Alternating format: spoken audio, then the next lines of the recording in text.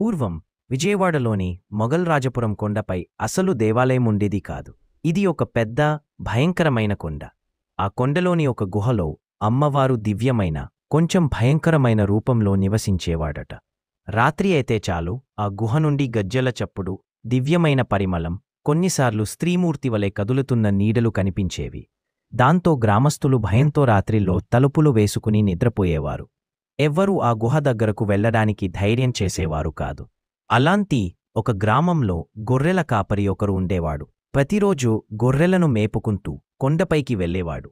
అతని కళ్ళ ముందు ఆ దివ్యమైన శబ్దాలు, పరిమళాలు పదే పదే కనిపించడంతో ఒకరోజు ధైర్యం చేసి గుహ దగ్గరకు వెళ్లాడు. గుహలోకి అడుగుపెట్టినప్పుడు అతని ఎదుట ఒక దివ్యమైన స్త్రీమూర్తి ప్రత్యక్షమై, "ఇక్కడికి ఎందుకు వచ్చావు?" అని అడిగింది. కాపరి భయంతో, "అమ్మవారిని దర్శించుకోవడానికి వచ్చాను" అని చెప్తాడు.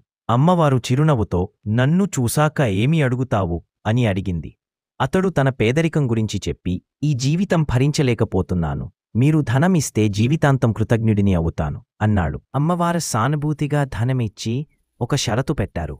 "నేను ఇక్కడ ఉన్నట్టు ఎవరికి చెప్పకూడదు. కిందికి వెళ్లేటప్పుడు వెనక్కి తిరిగి చూడకూడదు. ఈ రెండింట్లో ఏది పాటించకపోయినా నువ్వు శిలగా మారిపోతావు" అని చెప్తుంది. కాపరి ఆనందంతో ధనం తీసుకుని కిందకు వెళ్తాడు. కాని మూడో కొండ వరకు వచ్చినప్పుడు అతనిలో సందేహం తలెత్తింది. నిజంగా అమ్మవారు ఉన్నారా, లేదా ఇదంతా నా భ్రమ అని ఆతృతను ఆపుకోలేక వెనక్కి తిరిగి చూశాడు.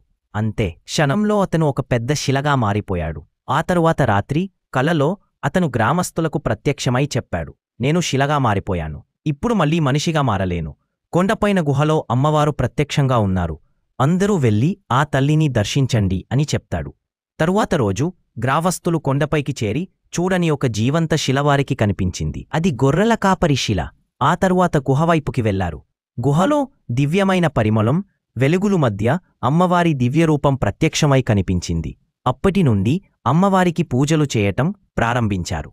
ఆ తర్వాత ఆ కొండకు ప్రజలు పేరును పెట్టారు ధనకొండ అని.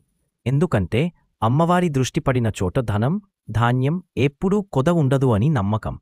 మొఘలరాజపురం కొండలో జరిగిన ఈ దివ్య సంఘటన ప్రజల గుండెల్లో నిత్యం నిలిచిపోతుంది. ధనకొండ అమ్మవారి చేసిన మహాత్యాల గురించి నెక్స్ట్ వీడియోస్లో తెలుసుకుందాం. Thank you so much for watching.